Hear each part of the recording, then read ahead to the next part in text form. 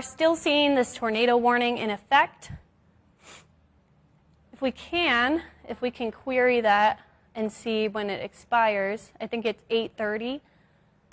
It is. So we are about out of this tornado warning here, but if you are still located in the far northern parts of this tornado warning, if you're along Highway 5, you still need to take shelter now because we're still seeing pretty strong radar indicated rotation with this storm.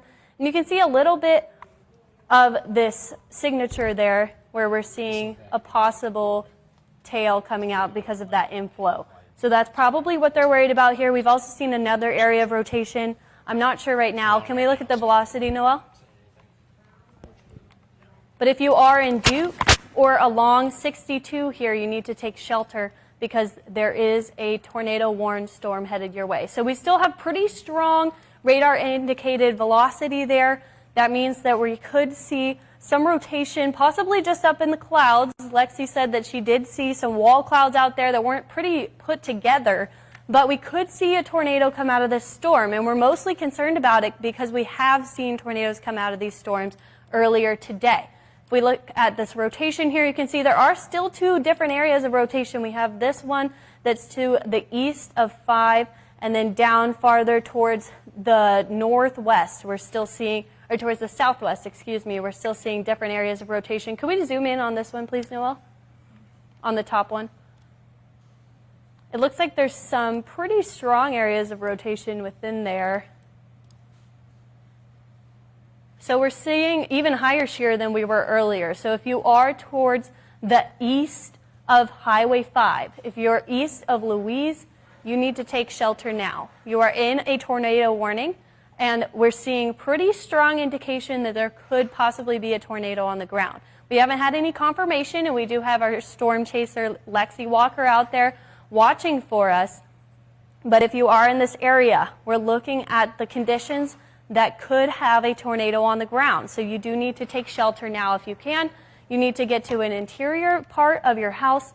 You need to get as low as you can in your house and have something cover you if you can, maybe a mattress, and make sure you have possibly a helmet on if you got one of those around. But you can see we're still in this tornado warning. It's a bit farther towards the northern part of it now, but we might see this get extended. We'll have to wait just a little bit. We're about 1 minute out from this expiring, so the National Weather Service may let this expire if they're not so worried about it anymore. But if we can take one more look at that velocity couplet, it looks like we still have a pretty good spin to this storm. We have pretty high velocity contrast there, but we'll have to keep watching it as it makes its way towards the northeast, towards 62. It looks like it's headed towards McQueen. If you're in Duke or anywhere on 62 between there, you're going to want to take shelter now. It's better safe than sorry, even if we have no confirmed tornado. The other dangers with these storms can be just as impactful. We have large hail, we have strong winds that'll be throwing debris around, so you'll want to get away from the windows if you can. If you're in Duke, you have around 12 minutes before this reaches you. You're going to want to take all of these precautions to make sure that you are prepared for when this storm moves through. So if you're along the highway there, it looks like also about 12 minutes for you. We do have a bit stronger rotation indicated there, and it looks like it's a bit more collected now to a center. We don't really have those two different areas now, but we do have 60 mile per hour shear there. And we're tracking this towards the northeast. So again, if you're between Duke and Gould along Highway 62, you're going to want to take shelter now, especially if you're driving. If you're out and about right now, you need to get indoors. You need to get to a sturdy shelter. You have about 12 to 13 minutes before this storm gets into your area. So do all of the proper precautions just to make sure that you're safe and that your family is safe as well. If we take one more look at our storms right here, you can see we're kind of gathering into a line. It'll start to get more pronounced as it makes its way towards the east. So you can see down here specifically we have a pretty strong line of storms. These aren't warned anymore. Or do we have the warnings turned off, Noel, or is that warning done?